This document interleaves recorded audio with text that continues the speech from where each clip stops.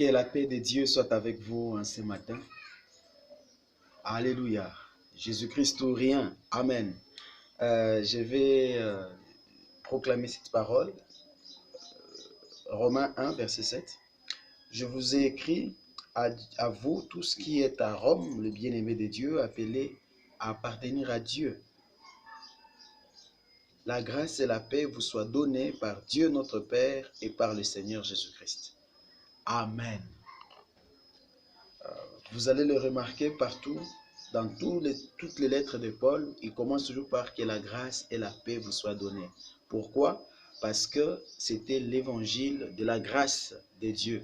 Comme on a vu hier, sa course, ça a été d'apporter l'évangile de la grâce partout où le Seigneur Jésus l'a envoyé. Amen. Et nous aussi, nous continuons à dire que la grâce et la paix vous soient données. Amen. La grâce et la paix. C'est très profond.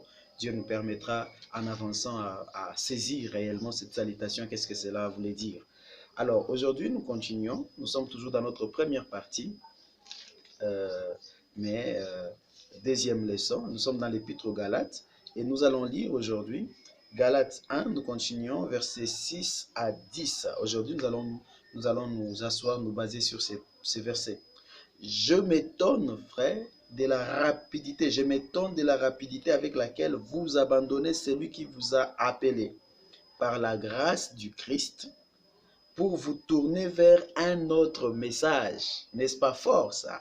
Alléluia, c'est très fort. Écoutez bien ça. Paul dit qu'il s'étonne. Ça veut dire que ces églises de la Galatie se sont tournées vers d'autres messages. C'est que d'autres prédicateurs, messagers entre guillemets, sont venus avec des messages ou un message différent de celui du premier message qu'ils avaient reçu par Paul. Paul et Barnabas, bien sûr. Il dit, je m'étonne. Comme s'il pouvait y avoir un autre message. Écoutez bien ça. Comme s'il pouvait y avoir un autre message. Comme s'il pouvait y avoir un autre message. Vous savez, on continue. Comme s'il pouvait y avoir un autre message, non, il n'en existe pas d'autre, mais il n'en existe pas d'autre. Il n'en existe pas d'autre.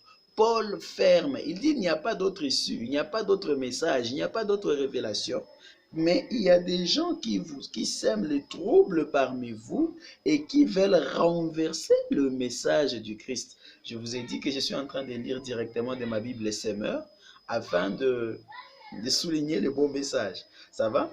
Dans la Bible Second et ailleurs, on parle de la bonne nouvelle ou de l'évangile, comme s'il y a d'autres évangiles. Voilà, ici c'est le mot message. Ils veulent renverser, détruire le message du Christ. Parce que le Christ a déjà un message. Et comment est-ce possible qu'un autre message puisse venir comme pour supplanter le premier? Il continue.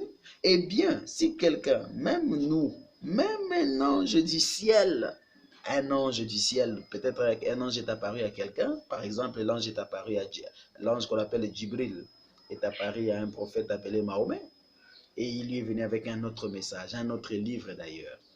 Eh bien, il dit même un ange du ciel, qu'en est-il maintenant? Celui-là même, il est trop à l'extérieur. Maintenant, il y a ceux qui sont à l'intérieur avec des messages. Oh, Dieu m'a envoyé avec un message. Il dit, même un ange du ciel vous annonce un message différent de celui que nous vous avons annoncé, qu'il soit maudit, qu'il soit anathème, maudit.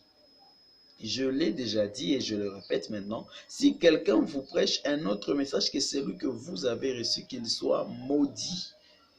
Ah, il est fort ça. Qu'en pensez-vous maintenant? Est-ce la faveur des hommes que je recherche ou celle de Dieu? Mon désir est-il de plaire aux hommes? Si je cherchais encore à plaire aux hommes, je ne serais pas serviteur du Christ.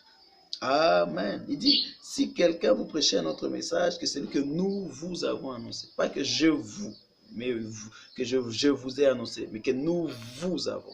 En effet, Paul n'était pas le seul à prêcher ce message. Que Dieu soit béni, d'ailleurs, il était venu accompagné de Barnabas. Et nous allons voir que ce message, c'était le même message que tous les apôtres ont véhiculé. C'est le même message, il n'y en a pas deux. J'aime bien cette écriture, ça m'a beaucoup béni. Ça m'a fait comprendre beaucoup de choses. J'espère que ça vous fait aussi comprendre vraiment déjà quelque chose. Écoutez, si quelqu'un vient avec un message, il dit qu'il a reçu un message de la part de Dieu, un message aujourd'hui. Dieu a traité avec lui une alliance. hein, et que ce message n'est pas l'évangile.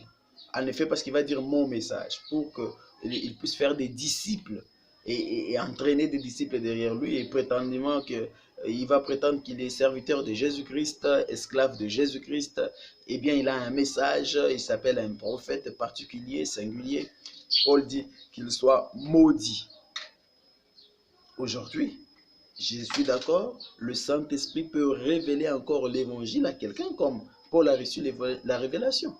On va voir, Paul a reçu la révélation de l'évangile ou du message, mais c'était le même message que Pierre prêchait déjà, que Thomas prêchait, que André prêchait, que Barthélemy prêchait. C'était le même message. Alors, vous voyez, alors aujourd'hui, quand quelqu'un prétend qu'il a reçu une révélation, mais que cette révélation, nous voyons que ce n'est pas l'évangile de Christ, comment nous saurons? Déjà, par exemple, même quand il vient, il dit qu'il a un message particulier, qu'il est prophète majeur. Oh là là, vous ne voyez-vous pas déjà qu'il est en dehors du sentier battu? Dans l'évangile de Jésus-Christ, Jésus envoie plusieurs à la fois. Il n'envoie pas un seul. Déjà, cela c'est déjà contraire à l'évangile de Christ. Dans l'évangile de Christ, Jésus n'a pas envoyé une seule personne. D'où viennent ces gens qui viennent seuls, au singulier, pour supplanter tous les autres serviteurs de Dieu? Et ils vont dire que tous les autres sont de faux et que ce n'est que eux, ce ne sont que eux, parce qu'en effet, il y en a plusieurs, il n'y en a pas qu'un seul. Ils sont méchants et ils ne se reconnaissent pas entre eux. Alors il va dire que je suis le seul, c'est moi le prophète de l'heure. Si vous ne me recevez pas, c'est l'enfer pour vous. C'est ce que Branham a dit, c'est ce que Kakou Philippe est en train de dire, c'est ce que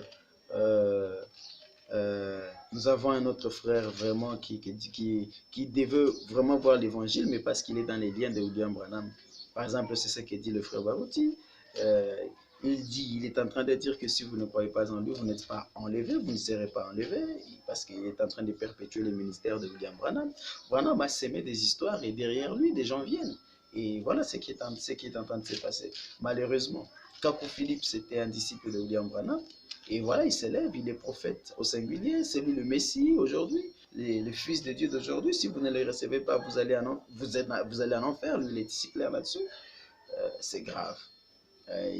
Chez Kimbangu, c'est la même chose. Il y a beaucoup de gens à gauche, à droite, dans le monde entier. Je ne connais pas tous les noms. Je suis au Congo, je cite des gens que je suis en train de voir. Vous allez voir, il y a un autre là sur la 8e rue, Léopold Mutombo, qui dit qu'il a une alliance particulière. Un arc-en-ciel est apparu là-bas. Les gens chantent Dieu de Léopold Mutombo, des histoires comme ça. Et si tu oses toucher, si tu oses. C'est ça la singularité. Voilà le péché. C'est un péché. Tout celui qui veut se singulariser ainsi, il prend la place de Christ. Et c'est un péché. C'est très grave. Ouais, Matthieu 10. Verset 40. Si quelqu'un vous accueille, c'est moi qui l'accueille, or celui qui m'accueille accueille aussi celui qui m'envoie. Si quelqu'un vous allez voir dès le tout début, le Seigneur Jésus n'a jamais envoyé une seule personne. Il envoie plusieurs personnes avec le même message. Parce qu'au fait, dans l'évangile de Christ, il y a un seul Seigneur, c'est Jésus. Ainsi, lui seul est unique, au singulier. Un seul Dieu et son Fils, Jésus-Christ. Pas un seul Dieu et un prophète qu'il a envoyé. C'est diabolique. Voilà ce qu'il est en train de dire ici. Je vais parler dans les mêmes termes que Paul. Il dit que si quelqu'un vient avec un autre message, qu'il soit maudit. Regardez bien ça, c'est très fort, n'est-ce pas?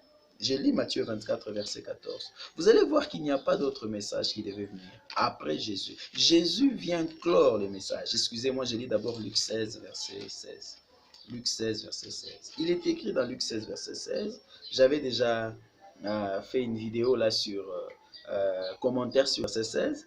Je mets ça pour vous ici et vous allez voir cela. Luc 16, verset 16, il est écrit « L'époque de la loi et des prophètes va jusqu'à Jean-Baptiste. Depuis qu'il est venu, le royaume de Dieu est annoncé et chacun use de violence pour entrer. » L'époque de la loi et des prophètes. Jean-Baptiste est le dernier prophète singulier. Et c'était l'Ancien Testament. Ce système-là a pris fin avec Jean du Fils de Dieu. Nous lisons Hébreux 1, 1 à 3. Je mets la vidéo pour vous. Hébreux 1, 1 à 3. À bien des reprises et de bien de manière, Dieu a parlé autrefois à nos ancêtres par les prophètes. Ça, c'est l'Ancien Testament. Et ces ancêtres, ce ne sont pas nos ancêtres à nous. Ce sont les ancêtres juifs Voyez-vous? Et maintenant, dans ces jours qui sont les derniers, c'est par son Fils qu'il nous a parlé, par sa parole puissante, et après avoir accompli la purification des péchés, il siège dans les cieux à la droite du Dieu suprême. Ce Fils, c'est Jésus-Christ. Que Dieu vous bénisse. Cet enseignement selon lequel il y a un messager appelé Paul, un seul, il était le seul messager, il fallait recevoir son message, est faux. Paul est venu 6 ans après, il a reçu le Saint-Esprit, il a cru en Jésus 6 ans après la Pentecôte. Imaginez-vous, estimativement 6 ans. 6 ans, l'évangile était déjà en train d'être prêché. Le même évangile que Paul va recevoir par révélation. Donc, nous lisons aussi 1 Corinthiens 15. Donc, Jésus-Christ reçoit un message de la part de Dieu. Et c'est le message de Christ qui doit être prêché dans le monde entier. Et c'est cela l'évangile, la bonne nouvelle. Et cela est établi sur quoi? C'est sur ce qu'il a fait, l'œuvre de la croix. Luc 24, verset 44, 48, je descends. Puis il leur dit, voici ce que je vous ai dit quand j'étais encore avec vous. Il faut que s'accomplisse tout ce qui est écrit de moi dans la loi de Moïse, dans les prophètes et dans les psaumes. Là-dessus, il leur ouvrit l'intelligence pour qu'ils comprennent les Écritures. Vous voyez, leur dit-il, les Écritures enseignent que le Messie doit souffrir, qu'il ressuscitera le 3e jour et qu'on annoncera de sa part aux hommes de toutes les nations, en commençant par Jérusalem, qui doivent changer pour obtenir le pardon de péché. Vous êtes des témoins de ces événements. Amen. Vous voyez ça? L'évangile de Christ, c'est là. Annoncer le pardon de péché, la repentance et le pardon de péché en son nom à toutes les nations, en commençant par Jérusalem. Cet évangile, ce message n'a pas pris fin, n'est pas périmé. Nous lisons 1 Corinthiens 15. Je vais clore. 1 Corinthiens 15. 1 Corinthiens 15. Mes frères, je lis 1 à 5 et puis verset 11. Je vous rappelle la bonne nouvelle que je vous ai annoncée, l'évangile, que vous avez reçue et à laquelle vous demeurez attachés. C'est par elle que vous êtes sauvés. Vous entendez ça? Si vous la retenez telle que je vous l'ai annoncée, autrement vous auriez cru en vain.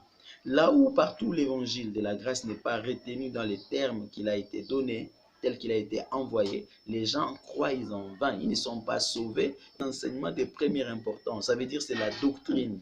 La doctrine qui sauve, la saine doctrine, c'est que j'avais moi-même reçu. Le Christ est mort pour nos péchés, conformément aux Écritures. Vous allez voir une similitude entre Luc 24 et ceci. Aux Écritures, il a été mis au tombeau, il est ressuscité le 3e jour, comme l'avaient annoncé les Écritures. Alléluia. Et puis au verset 10 à 11. C'est que je suis 9. Bon, 8. En tout dernier lieu, il m'est apparu à moi comme à celui qui est venu après. Amen. Amen. Et puis maintenant, regardez le verset 11. Bref, que ce soit eux ou que ce soit moi, voilà le message que nous proclamons et voilà aussi ce que vous avez cru. Que ce soit, dit moi, que ce soit eux, les apôtres qui ont vu le Seigneur dans la chair, et que ce soit Paul à qui Jésus est apparu par révélation, surnaturellement, il dit voilà le message que nous annonçons. Donc il n'y avait qu'un seul message. Un seul message quoi? La mort de Jésus, son ensevelissement et sa résurrection. Voilà l'évangile. Voilà l'évangile. Et là, c'est l'évangile de la grâce, parce que dans la mort de Jésus, c'est là que toute la grâce se trouve. Voyez-vous? Et sa résurrection ne vient que pour confirmer. Jésus est mort pour nous. Il a été enseveli pour nous. Il est ressuscité pour nous. Ainsi, c'est l'évangile de la grâce de Dieu. Alors, nous terminons avec Matthieu 24, verset 14. Matthieu 24, 14 fait la même annonce, et c'est plus clair encore. Vous allez voir, parce que lorsque les apôtres ont travaillé, ce n'était qu'autour de la mer Méditerranée. Alors, tandis qu'il fallait arriver au Congo, il fallait aller au-delà, et même dans les endroits les plus fermés. Matthieu 24, verset 14. Cette bonne nouvelle du règne de Dieu du royaume sera proclamée dans le monde entier pour que tout le peuple en entende les témoignages, alors seulement viendra la fin. Cette bonne nouvelle continue à être prêchée, l'évangile du royaume, c'est cet évangile du Seigneur Jésus. Les gens veulent confondre l'histoire, ils parlent qu'il y a l'évangile du Seigneur Jésus et il y a l'évangile du royaume, pour faire des choses différentes. Non, parce que dans ces royaumes, c'est Jésus qui est Seigneur. Et quel est l'évangile du royaume? C'est l'évangile de Jésus-Christ. Que Dieu vous bénisse. L'avez-vous reçu? Restez dans l'évangile. Il n'y a pas d'autre message. Et c'est quoi cet évangile? C'est l'évangile de la grâce. Quand on vient vous dire ne faites pas, ne, c'est la loi. Ce n'est pas l'évangile de la grâce. Ce n'est pas l'évangile qui a été révélé à Paul. Ce n'est pas l'évangile que Jésus a donné aux apôtres, aux 12. En effet, il a donné aux 12 et puis il a donné aussi à Paul. Maintenant, Paul est celui qui nous a été envoyé. Il a beaucoup écrit, ainsi profondément dans ses épîtres, nous pouvons voir, comme dans un miroir, très clairement, tout ce que concerne l'évangile, tous les points de l'évangile, la doctrine, tout est consigné là-dedans. Il n'y a rien qui est à l'écart. Tout est là-dedans. Il n'y a plus de nouvelles révélations, il n'y a plus de nouveaux messages. Si cela vient, ça ne vient pas du ciel. Si c'est un ange, s'il vous plaît, brisez-lui l'aile. Brisez-lui la patte, si c'était possible, si vous pouvez l'attraper, brisez-lui la patte. Je vous conseille, dans le nom de Jésus-Christ, de quitter tout message d'homme qui n'est pas biblique, apostolique. Je vais dire, c'est l'évangile. Alors, nous avons l'évangile ici. Quant à moi, le Seigneur Jésus m'a parlé d'affermir son peuple dans la foi, dans sa foi. Et sa foi, c'est l'évangile que nous avons déjà ici. Amen. Quant à moi, il m'a poussé à lire, à étudier. Il m'a dit d'étudier, de réétudier les épîtres, là, le Nouveau Testament. Et par son esprit, il me fera de la grâce à voir, de telle manière que je puisse affermir. Parce qu'aujourd'hui, l'évangile est biaisé, bien aimé. En beaucoup de lieux, l'évangile du Seigneur Jésus, la foi. Parce que les chrétiens sont facilement déracinables. Ils vont vers d'autres messages. C'est parce qu'ils ne sont pas profondément établis dans l'évangile. Paix à vous, que Dieu vous bénisse. Nous allons continuer à suivre. Que Dieu vous bénisse.